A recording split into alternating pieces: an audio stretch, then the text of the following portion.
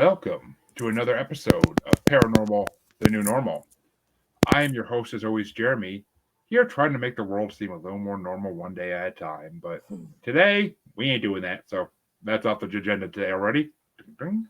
And to help me make the world less normal as usual is my guest today, Danya Dunbar, who is an experiencer, which we'll get into that in a bit, but she is also an author of an amazing book that I started reading already, and I hope after everybody hears this, they will do the same. And I'll let her tell I'll let her tell you herself about the book in a little bit as well. But it is called Awake, and it is an amazing sci-fi book that we will get into shortly, featuring some of my listeners' favorite topics. So we'll get into that. But first things first, how you doing tonight, Dana? Doing great. Thanks for having me on. My pleasure. Anytime I can get a experience or any experiencer, I'm glad to have on, and an author as well. It just doubles the fun in this. So Yeah, good. Yes. but I think we're gonna hear about that experience probably with this question I ask everybody at the beginning. Mm-hmm. What got you into the paranormal? Yeah, I guess I would be that experience. I'm trying to think if there was anything before that, but no, that was just normal. I was just meditating and, doing mindfulness, practices and things like that. So it was my experience happened in 1994, in the summer of 94.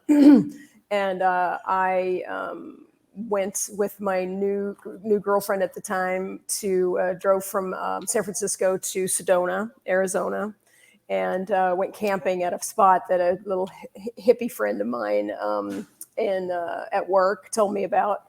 You drive up 3 miles past the cattle guard on Schnebly Hill Road, and then you park and go up through some mesquite bush, and at the top there's a flat plateau of Red Rock Plateau, and with 360-degree views of the spires, the Red Rock spires in Sedona. And we were up there by ourselves, and there was a medicine wheel already on the property. It was really a beautiful spot. And the first thing that happened was we went to town about 3 days after we got there, and we went to a New Age bookstore, which there are a number of in Sedona. And we did a meditation with this guy. It just happened to be starting when we got there. And it was a normal meditation. And then at the very end, he said, I'm calling in a mothership to come and hover over the building. And we looked at each other because this was not our, in our lane at the time at all. And we just kind of like giggled and looked at each other. And it was like, and he'd written some books about, being an experiencer in Sedona. So we didn't think much of it, when in Rome was what we thought. That's just going to happen. So we went back to the site and the campsite, and the sun started setting, and we saw this very bright light over one of the spires, very low in the ground, and no other stars around at all. And we're like, what was that? And got busy cooking, turned back, and it was gone. So that happened first, and then the sun went down, and we had a campfire going, and I was just looking up at the constellation Scorpio, and the points of light in that area began to move, and it was this light orange hue, and it started to move like this in a swimming motion away from us. And it seemed like right as I looked at it is when it started moving. And Chris, my girlfriend, turned and she, saw it, and we were both like, oh my God. And something came through me. I think that there was probably, I know there was something like that was going on with them telepathically, and this was intentional. So I said, I had this opening it just popped out of my mouth. I said, we see you. If you want to communicate, we're here. And this is not something I would have normally done. and it immediately turned around and it started to kind of do this S motion back to us, and it came all the way in front of us, and just right, our chairs are here, campfire here, and just came and hovered right in front of us. I don't know how far away it was. It was quite large at that point. And it looked like light. I couldn't see any material, anything metallic. It was just this light orange hue, and it was a light, and it was a moving lights. And then out of nowhere, I noticed that there were two more that showed up. And they were kind of back behind, like it made this triangle. So the big one here and these other ones here, and they seemed smaller, but I don't know if they were just farther away or if they were actually smaller. But you could tell they weren't, stars, because they weren't there before, but also they weren't ever totally stationary. It was just like this moving kind of feeling. So it felt like big one, and then two could be sentries or something watching the whole thing. And so I got scared, and I said, Chris, they want to talk to you. My girlfriend, because I was like, because she had one time in her life, she had an astral travel experience. She traveled out of her body once and really wanted to do that again. And she was really into it and trying to study it and stuff. And I was like, this is way over my head. You got to do this. So she went out into the medicine wheel, and she laid down, and immediately I saw a light come out of her body and go up to the ship and then come back down like a circuit. Huh. And it was like, and the reason that she went out into the medicine wheel is because earlier that night we had done this really cool thing. We went into the medicine wheel, put on some music, and we're doing this kind of dance and filling the stars and kind of like pulling down the energy. And we just had this lovely experience. So it was felt like the medicine wheel was this powerful place. So for those who don't know, what is a medicine wheel? Because I must say I don't know myself. Yeah, right. Okay, sorry. Yeah, that's an assumption. So it is from the Native American tradition, and it is made of rocks, usually about this big, and like a size of a cantaloupe, or sometimes bigger. And it's a big circle, and it's made, and it's created to look like a wheel. They made with rocks. Oh, I can see it. Yeah. Yeah. So it's out on this Red Rock Plateau, and it was there when we got there. So, but there was no one around, anywhere around us. So, yeah. So sorry about that. Yeah. I kind of had assumed people know what that is. So it's this round. So she goes out to this, this thing, and she lays down. This light comes out, shoots out of her, and comes back down to her body. And I was like, you be good to her. Like out loud, looking at the ship, and immediately I heard this voice, and it said, "Don't worry, we will." And my mouth dropped open. First of all, that I could hear somebody, answering me, but also I recognized the voice. And in the previous 6 months, I had a totally experience. Just again, I was not one of those kids who had access to like other beings and spiritual experiences, nothing like that. So the meditation I was doing meditation.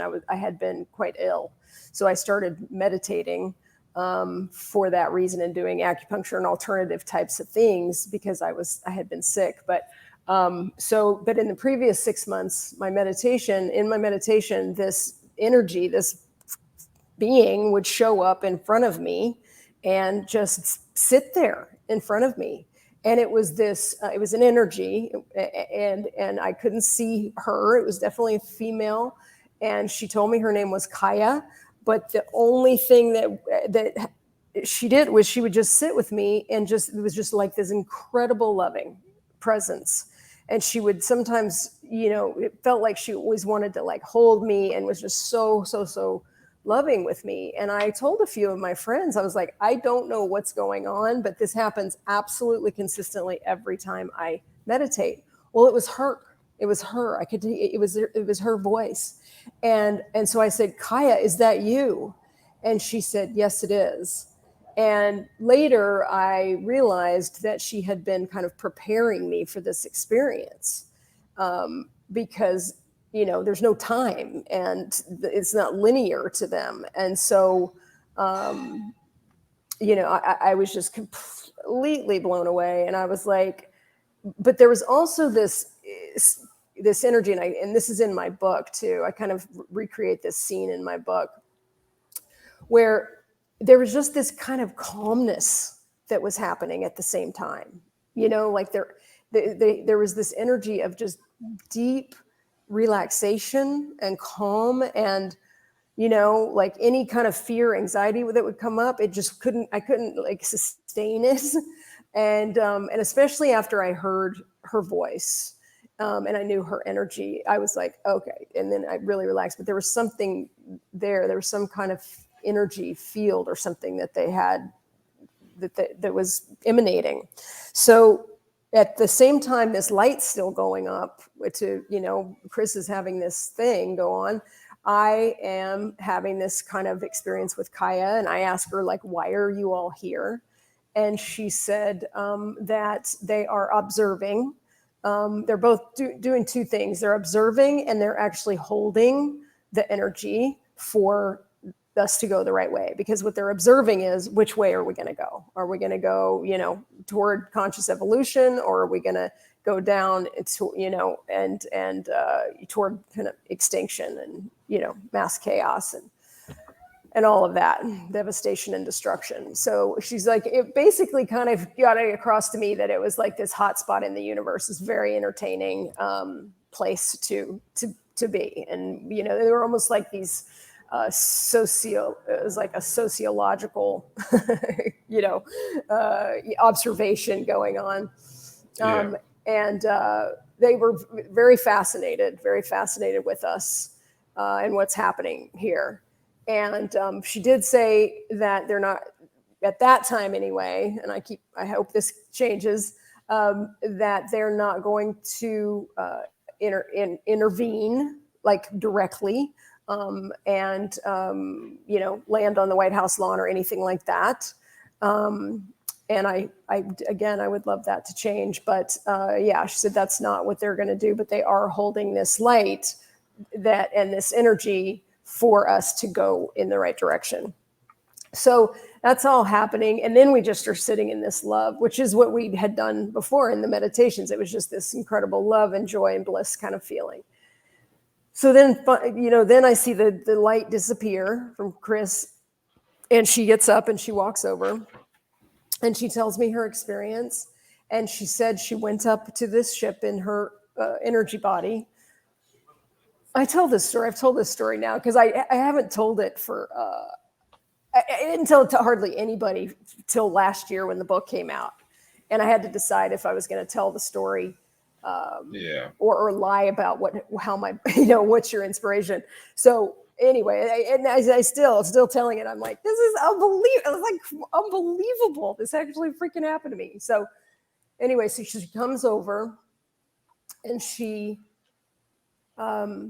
tells me that she went into the ship in her light body, and there was a male being there, and we think later we kind of deduced that we think he was wearing some kind of suit, maybe it was some kind of shielding protection or something, so that we think it was probably so that she could handle being in his presence. Because he was very smooth, didn't really featureless, hairless, 3 fingers, didn't have, very tall, didn't have, he didn't have any real features to him, but she could feel him really profoundly, like I felt Kaya. And he took her by the hand, and it was in this kind of like amphitheater type of place, not a very big one, but a small amphitheater. And at the bottom was a kind of a low stage with kind of a platform at the bottom. And he took her hand and he started walking her down these steps toward that. And she got scared because of the, probes and abductions and, that kind of research and all that kind of stuff that, we'd all heard of. And so, Of course. and she got scared. And so when he felt her getting scared and her like going like contracting, he's like, it's okay. You don't have to go down there. And they just sat on the stairs and had basically the same conversation that I had with Kaya. And that same, she said again, it was mainly this just exchange of incredible amount of like love that is not anything that either of us have ever experienced before since at the human level. That's just not, there's no equal to it here. And so, so she was just completely blown away, like pinwheels in her eyes. And I said, well, I was kind of in the middle of something with Kaya. And, I told her about my experience and I said, I think I want to finish. I want to go, So I walked out to the medicine wheel and I sat down cross-legged and I said, I looked up and I just said, I'm ready. Like, I want to come up. And she hesitated and I could tell that she was like, kind of like, hold on for just a moment. And that she was consulting with whoever was there with her. And after a few moments, she came back and she said, you can't come up here. And I was like, why not? She got to. And she said it would blow out your energy system. Like you couldn't handle it. And so I was like, I was really disappointed. But I'm so grateful she did that because it's true. It would have, later I was like, there was evidence to prove that. So I said, okay, well, can you come here then? And it was like this big smile in her voice. And she said, yes, I can. And I realized after that, if I had not asked her, she would not have come. So I was really glad that I asked her. She had to be invited. And so immediately I felt her presence more than I'd ever felt it before. And I closed my eyes because that's how I'd always felt her before in meditation, and so I closed my eyes, but then her presence was so strong and so powerful that I opened my eyes and I could see this, I could see her like the slightest amount of like just change in the atmosphere in front of me. But there was also this like filament of light on this side of her face, like it went down and just barely a little bit of her neck. And I was just like squinting, trying to see her, but I could see, just a little bit of energy, because it was dark. And, but the presence was so powerful. It was just incredible. And, so at one point she just wanted to hold me. She treated me like I would treat like a baby snow leopard walking up to me and on a hike in the woods. Like I was just like, oh my God, this is so good. Like how just precious, cherished, totally fascinated, blown away that she was getting to experience this with me in this way. It was so amazing and so much. Of course, I was feeling the same way with her. And then she put her hand out and she put her hand on my shoulder, my left shoulder, and she reached her hand out and she put it on my left shoulder and it actually went into my body.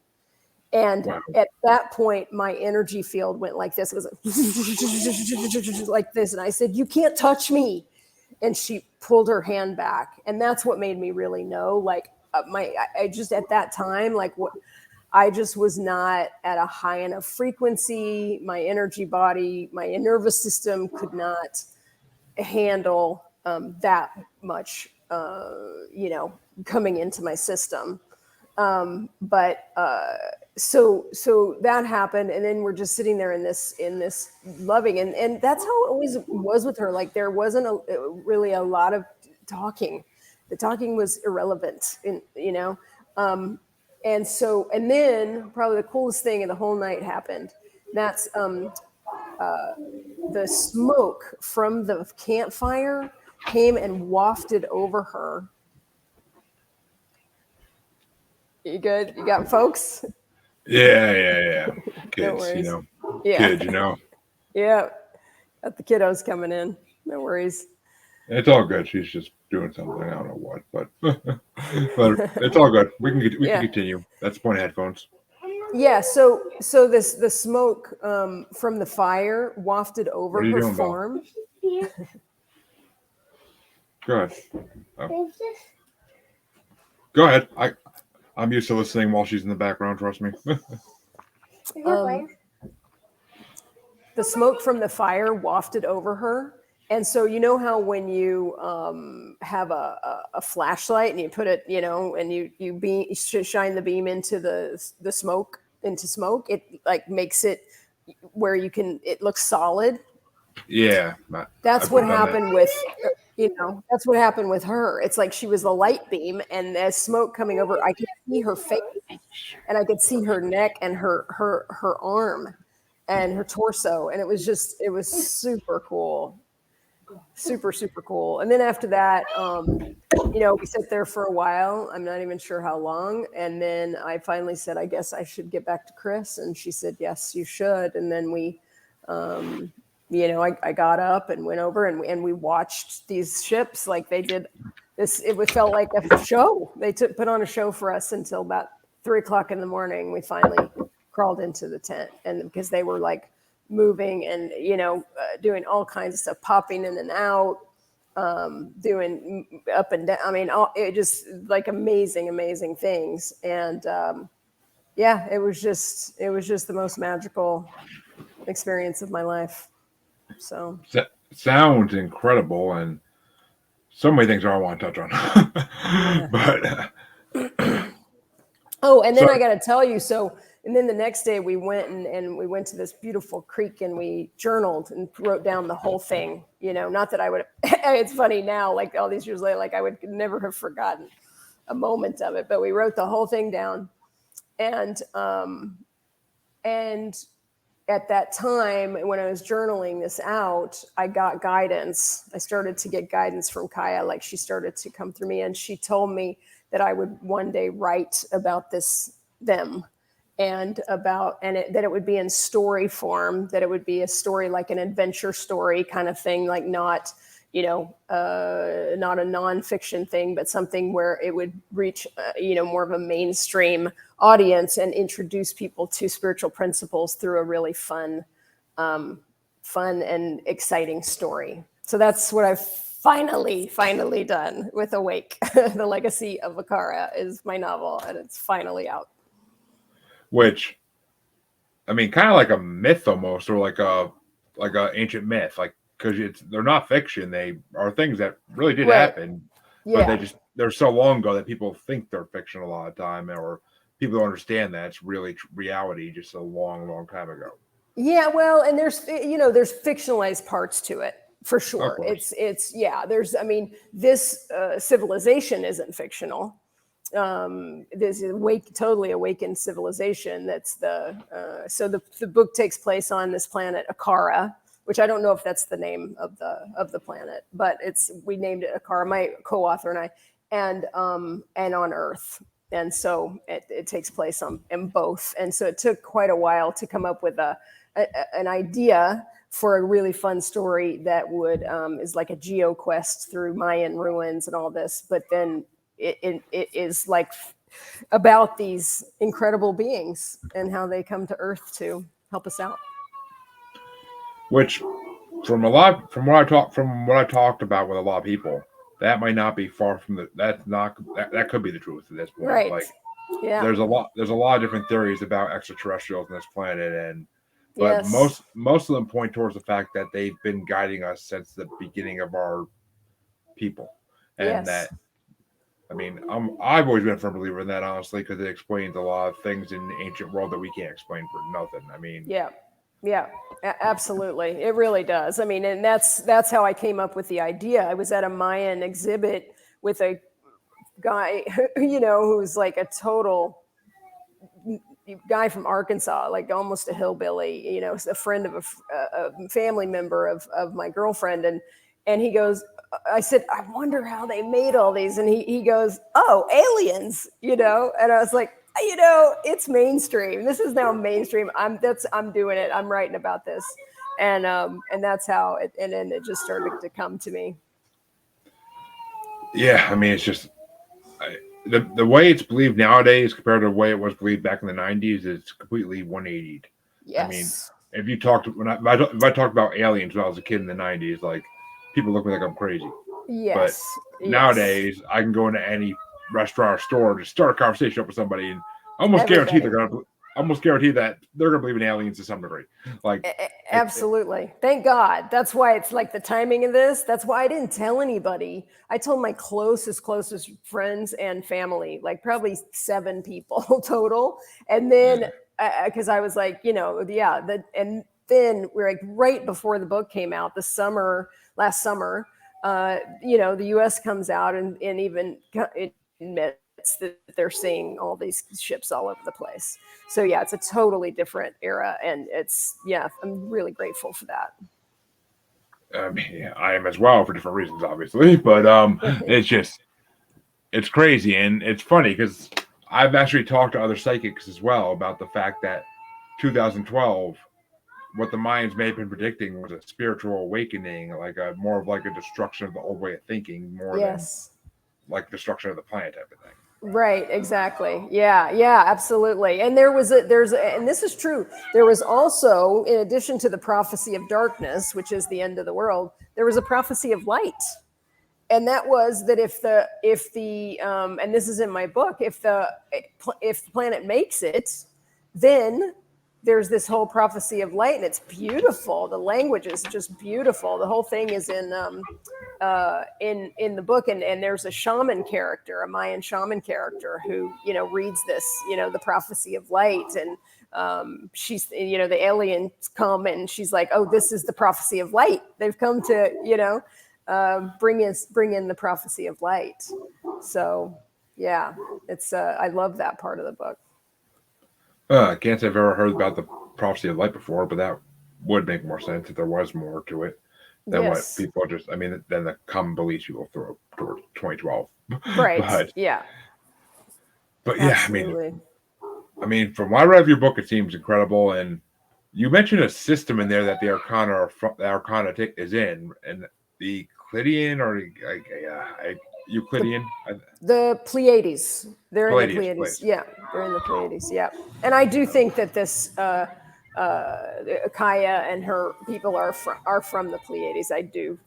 That kind of was one of the many downloads that I got after this experience. I started to have all these incredible downloads that went into the novel about quantum energy. A lot with using sacred geometry, the shape of a torus, which is kind of a shape of a donut. It's the primary shape in the universe, from atoms to all the way to the Milky Way galaxy, to the human chakra system, the central channel, and then the aura that goes around. So I got all kinds of information about space travel, quantum travel, going in and out of space-time, unlimited energy. Now, it was really amazing because when I started getting this shape and all these things that were related to it, I did not know what it was called, and I'd never seen one before. And I was telling a friend, a boyfriend of my friend, and he was a very advanced dude, and he told me that's a Taurus.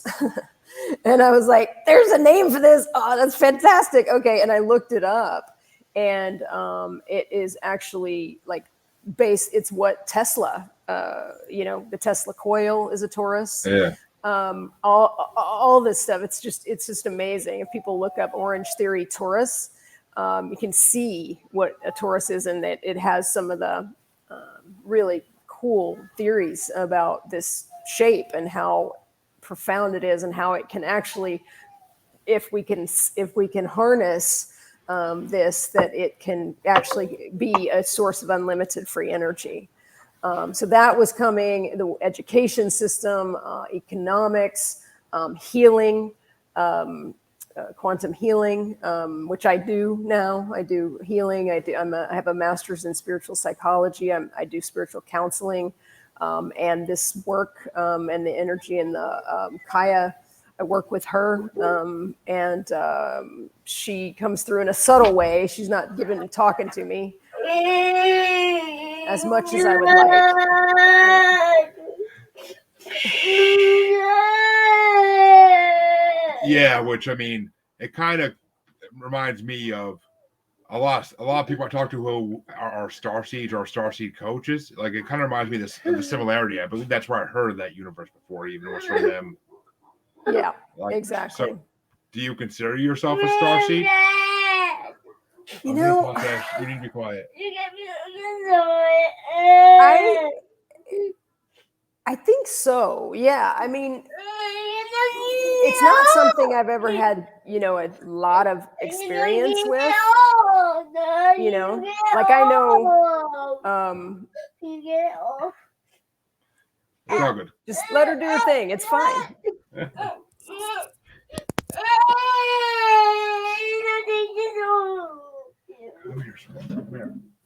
Here. Off the camera? Yeah, okay, good. There. Get a shirt. Right there. Get Yoda's shirt. Get the Batman shirt. What, Baby Yoda? Get the pants. Yeah, go get those mommy and put them on. That's right. Both. Go put them on now. Yeah. No, I'm on camera. I can't dress you. What's this? Pajamas. Go put them on. What's it on? Bella, I'm in a podcast. I can't help Can you you. put it on, please? That's a shirt, Bella. Come on. Shirt on. All right. Yeah. There we go. Put it on. Put it on.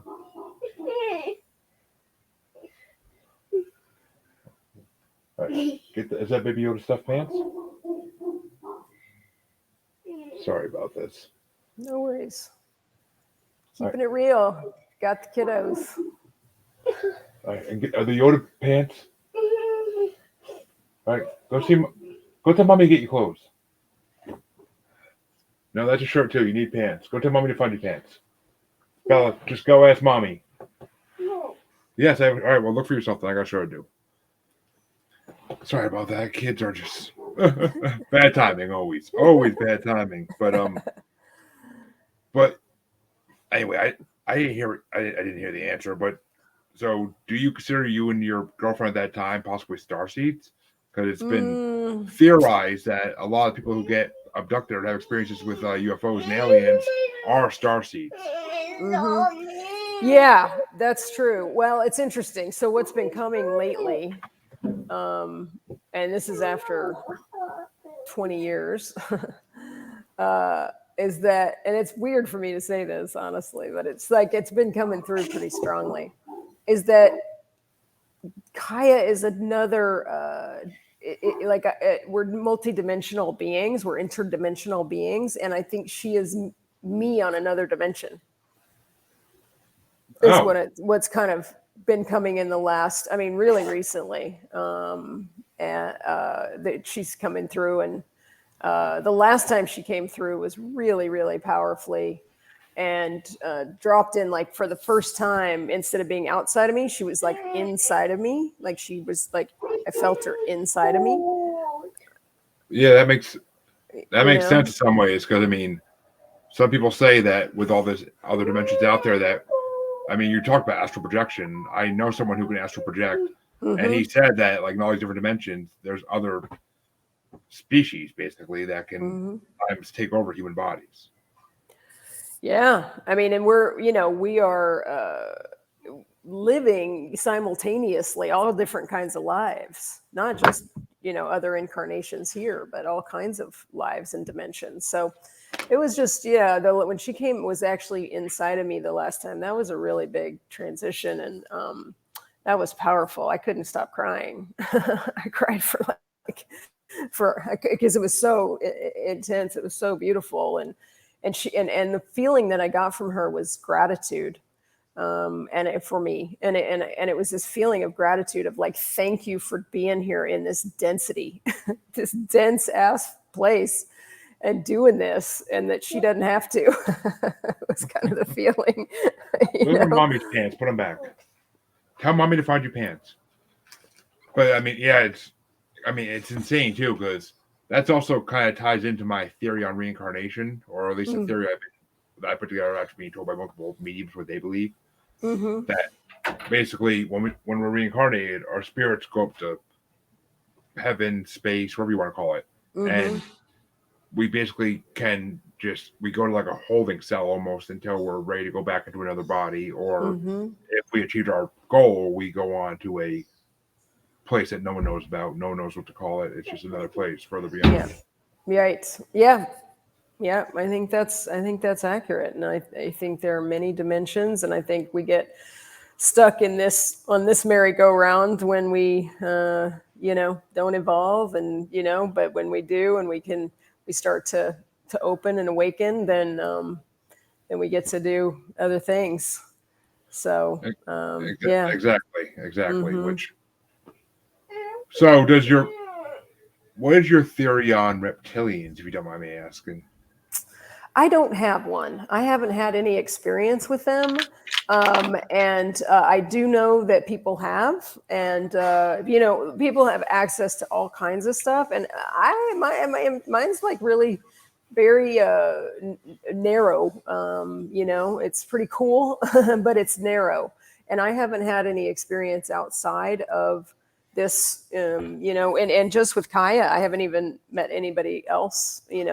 Chris did, but it's just really been with her. So I don't know if I want to either. It sounds scary, a lot of that stuff. I get scared so easily. I'm such a wuss. So, but I've read quite a bit about it. I've listened to people interviewed and the abductions. Of course, since I've been talking about this, I've had a lot of people contact me, tell me about their abductions. I just had a woman tell me about hers when she was 14 years old in Argentina. And so, I've heard quite a bit about all kinds of things. And so, man, there is so much more going on than we ever thought when I was growing up. I mean, this stuff was not part of the reality. And now it's just like, wow, man, we are really opened up. Oh, yeah. There are people who didn't back then, and even in the 90s, there are people that thought Roswell was a complete science fiction dream. Yeah. They never would have made it's real, but now almost everybody has an opinion on aliens, and they'll tell you right away what they think of it without even the only people who won't talk about it in public are in the government. Wonder why. Yeah. Exactly. Yep. It's true. Yeah. So I don't have, but I have heard quite a bit of, a lot of stories. I helped a woman edit her book about her abduction and her discovery of it, because she didn't remember it, except, there was all kinds of weird missing time and stuff. And hers was in the North Pole. She was working for the military in some godforsaken base in like in the Arctic. And that's where hers happened. And that was a trip. I mean, really. And then she was totally in denial about it. And then she finally, realized that something was up and started to get into it. And then she became an investigator for MUFON. So, yeah, amazing stories. Well, let me ask you this. I mean, you said you really don't have an opinion of reptilians, but do you think there's more than one extraterrestrial species out there in space, or do you think it's all the type that you kind of saw? No, yeah, I think there's more than one. I have a hard time, and I know people are going to be like freaking naive, bleeding heart.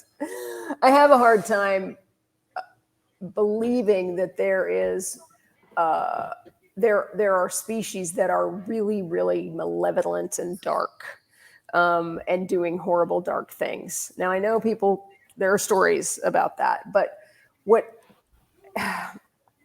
my heart tells me is that in order to survive long enough and not kill each other off, there has to be some sort of conscious evolution. Like if technology gets so far ahead of consciousness, I think the technology ends up causing self-destruction. And so, which is what we're playing with right now. And so, that's just my theory. And it may be Pollyanna. I don't know. I'm humble. But it's really hard for me to think that that there's a malevolent energy that's organized enough and in agreement enough and have enough cohesiveness to, to create technology advanced enough to be here and doing these abductions and things like that. I mean, you'd hope that that people would evolve enough consciously to not behave like humans do, basically. But Exactly. I hate to say it, though. I mean, I feel like there's always yin and yang out there. If there's good, there has to be some bad, and it's just the way it's the way the universe works. And I mean, there's no way that all of them would not develop that technology before they evolve consciously. Like they would some of them are going to have the smartest scientists of any in the universe, and they're going to figure it out like way before they should. But right, yeah. I mean, no, I know it's true. It's just the beings that I met. This race of being, they're so powerfully loving and kind, and I mean, it's not even it's impossible to even describe. It sounds so banal, but it's just so profound. And so, I'm sure that there are that kind of stuff going on. Now, there is this one woman who had this abduction that I helped her edit her book. She did say that she felt like that a lot of the negative experiences that people have with their abductions is because they're because they're afraid. And it's the fear that causes these a lot of this memories, scary memories and things like that. I'm not saying that's all, but that was her theory. She thought that, it wasn't like that there's a lot of aliens around, but that they are, well, by and large, benevolent. I mean, I could believe that 90% of them are, but there's got to be 10% out there that are just. I mean, maybe the R90 is protecting us from them. I mean, right. I'm a huge believer that there has to be some kind of like space UN almost out there of different races that meet, and I'm sure a lot of them agreed a long time ago, leave that backwater planet alone and let's just let it be. Yeah. But I mean, but eventually we've been making a lot of progress over the last 50, 60 years. So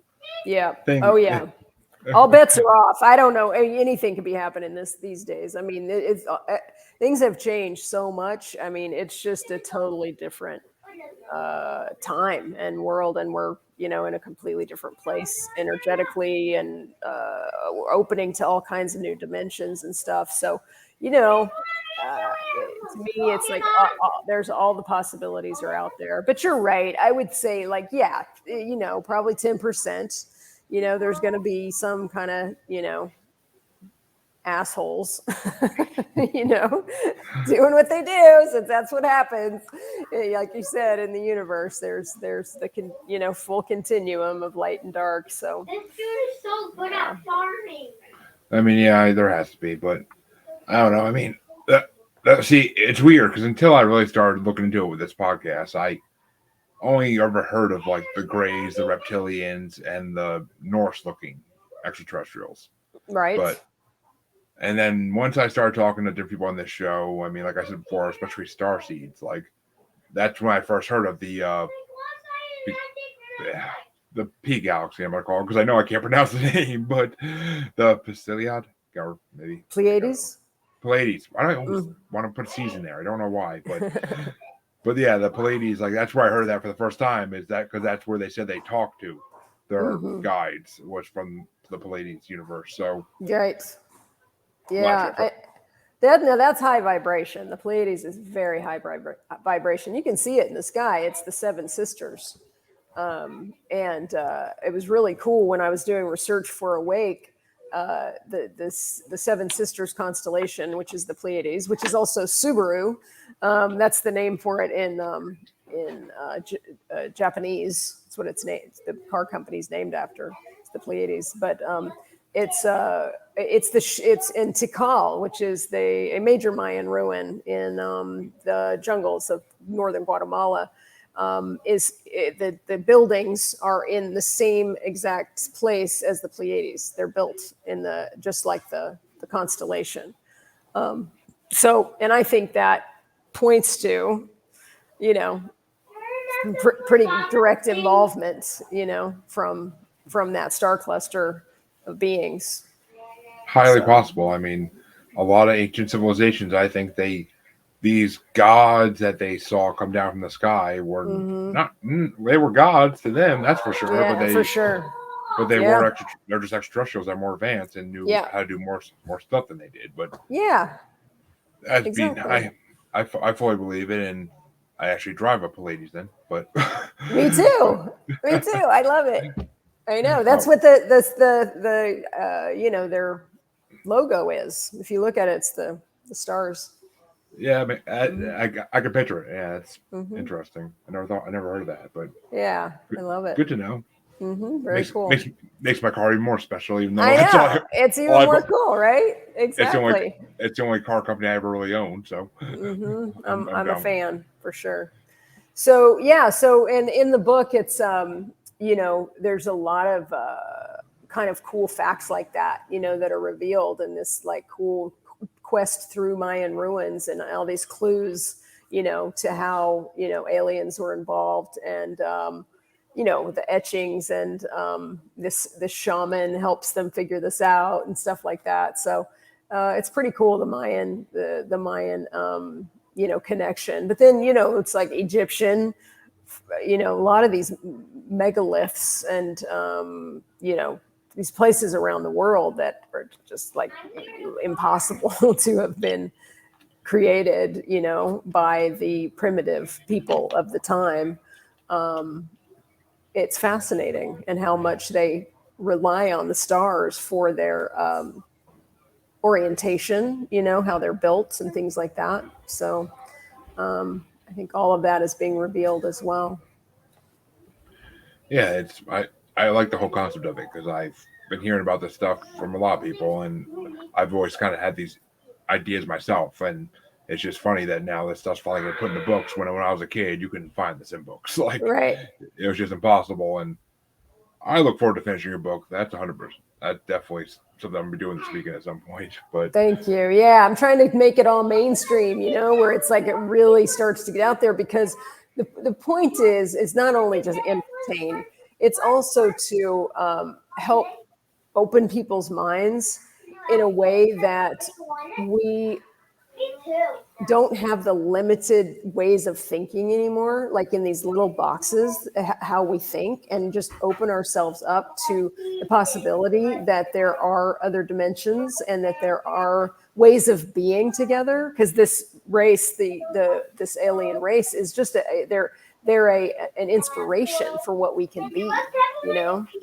and like a sister planet. In the book it says, the aliens are looking at Earth and going, "Oh, they're our brothers, our sisters, they're us," and it's true both ways. We could be them, and that's what's possible. And for us to hold a vision of where we can be is so important. And Charles says, I hate to say it, but ET should be afraid of us, which sad but true, Charles. Right. There's a whole scene in the book where the aliens have come and they're going to save the planet from the end of the world, right? The end of the Mayan calendar, the end of the world's about to happen, and they're going to save the planet. They're sitting behind the moon and they're figuring out who we are. They're watching all entertainment and news, and they're just like, "Oh my God," like, yikes. And they're freaking out that this is where they're going to have to land and, engage with people. And to them, it's like, I think, one of the lines is, "It's a snake pit down there," and it's a bit true of us, but I think, but we have are better angels in us. And that's what I'm trying to show is like we can be more like these aliens and less like animals. Well, animals are actually nicer than we are often. Usually, yes. Yeah, we can be less like the egoic, completely caught in our ego, you know, Homo sapiens, and turn into what a lot of evolutionists call Homo universalis, the new human. I haven't heard that before, but I like that actually. Pretty cool, huh? Yeah, and Charles actually had another question. He asked if I think he means have you been to Dolce and spoken with them? I don't know where Dolce is. I want to say somewhere in the Southwest, but I could be wrong. I don't know. I don't know Dolce. I'm not sure who Dolce is. You want to elaborate there, Charles? Or, but yeah, I mean, the Great Awakening definitely happened. Some people say it was 2017. Some people say it was 2012, but it definitely happened. I think it just depends when you start feeling it. That's Yeah. what, Yeah, that transition from 3D to 5D, like where, because that's another thing that I saw in this downloads of meditations was I saw the Earth, and this is very metaphorical because these things can't be really, you know, put into simple terms otherwise. So it was shown to me that it's like this bands, almost like a rainbow, like, frequencies of light, bands of light. And the earth is moving up through these bands, and that we were on the cusp of moving into a new band, new frequency. And so that's supposedly what happened in 2012 is we made that transition into 5D, but we're just baby at the bottom. And, and that's why everything's like, so nuts. Oh, a mountain in New Mexico. yeah, apparently Dulce is a mountain in New Mexico. I knew I heard the name, but yeah. So I actually lived in Santa Fe for many years. I've been to northern New Mexico a lot, but I've never heard of Dulce. So yeah, I don't know that area. I know Los Alamos, and there's a lot I actually did see a ship in Santa Fe. There's moving. I don't know what kind it was, but there was moving light in the sky, and several people saw it. It was at a friend's birthday party, and we were just, it was one of the times I was telling this story to a guy who's like this really amazing astrologer, quite well-known astrologer, all these books. And I was telling him the story, and we were outside, and he didn't believe me. Of all people, this was back in, right after it happened. He was just like, no, that's not true. And I looked up and there was one right there moving. And I said, what do you say about that? And he's like, oh my God, it was so perfect. I feel like maybe Kaya came to my rescue. So yeah, that was cool because I've seen ships, I've seen moving things a few times. That time I saw one we're driving from San Diego to LA, a very big one actually. Is there any others? Oh yeah, one in Crestone, Colorado, not too long ago. That was my last one. And that place is, full of people see them all the time. I don't know if you've heard of Crestone, but it is a trippy place with very interesting people. I believe I've heard the name. I've heard of a lot of different places related to UFOs and extraterrestrial. Yeah, it's one of those places that just has like all kinds of stuff. So yeah, I saw one there. So 3 or 4 other times I've seen just moving lights and in the sky, but never an experience like I had with Kaya again.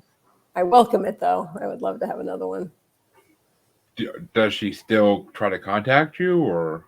Yeah, like last week, it was 2 weeks ago, she came to me, and it's random. I don't get to, I talk to her and to say like, come on down, and I would love to have much more of a relationship with her where she will, just guide me. I listen to people with their guides saying, do this, do that, like giving them specific, that would be amazing. But that's not my experience with her. But a couple of weeks ago, she came to me and she actually came into my body for the first time, like this energy of her just was inside of me, and I was crying my eyes out. Like I couldn't stop crying. It was so beautiful. It was so profound.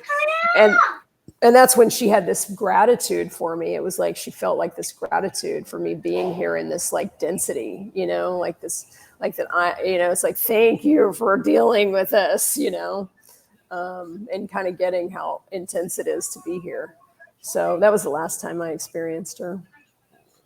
Well, I mean, we definitely would want to talk to you again in the future if anything, if it ever went to another level beyond that, even. But that's I mean, that's insane. That's insane. But I am jealous because I wish it was happening to me.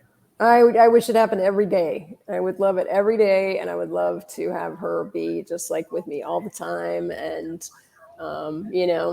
yeah, it'd be amazing. I get so frustrated sometimes with the veil. It's like that there's such a heavy veil here sometimes, where it's just like, because I just would love to have that higher vibration and experience, and be, all of us to be in, really clear contact with other dimensional beings who have so much more freedom and wisdom and love, and and just so much to offer us. And I know more and more people are having that experience, so I'm grateful. A lot of people are having NDEs, near death experiences, and reporting them, and people who've had them in the past. Or so it's a lot of stuff opening up. But yeah, bring it on. Come on, Kaya, come to me. Well, Charles actually had another question, and at the perfect time, Charles, because I was about to say this anyway. He wants to know the name of your book, so this is your chance. Why don't you just tell everybody where they can find your book? Yes. Where they can follow you if they want to follow you. Yeah, it's called Awake: The Legacy of Akara, Akara. So Awake: The Legacy of Akara, and it is.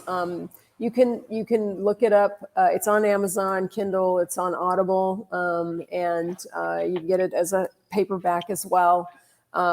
Really proud of the paperback. Lots of cool images in there, and stuff. To see there, and the website is super cool. It's awakethenovel.com, and you can see my book trailer, which is really amazing. It's designed by Dan Schmidt, isn't it? It's incredible. It's incredible. Yeah. So it's super cool, and it's designed by Dan Schmidt, who created all the Samadhi films, which have like 30 million views on YouTube. And if you go to awakethenovel.com, the homepage, and it's right there. And then there's a section on there called Discover the World of Awake on the homepage as well. And there's different images, and you can click on them. And there's a lot of the symbolism and teachings and stuff there. So the website's really super fun. And on there, sign up for my newsletter, and you will get a PDF copy of my story with pictures and images. And so you'll get to see what a medicine wheel looks like. And so, that's all on the website. And then there's also everywhere you can buy it, which is a lot of places. So all the online, all the retailers you can get it at. So yeah, I'd love for any feedback. Please, please, please let me know what you think. Email me. I'd just love to hear what you guys think about the book. It took me eight years and a writing partner to finally write. I have two other books published by Random House. I wrote first because I knew I did not have the chops to pull off an awakened civilization epic sci-fi adventure. So I wrote other things that were much easier to write, and they beautifully got published. And so you can just look up my name too, Danya Dunbar, and check out all my books. But this one is the one that took me, was the whole reason I started writing.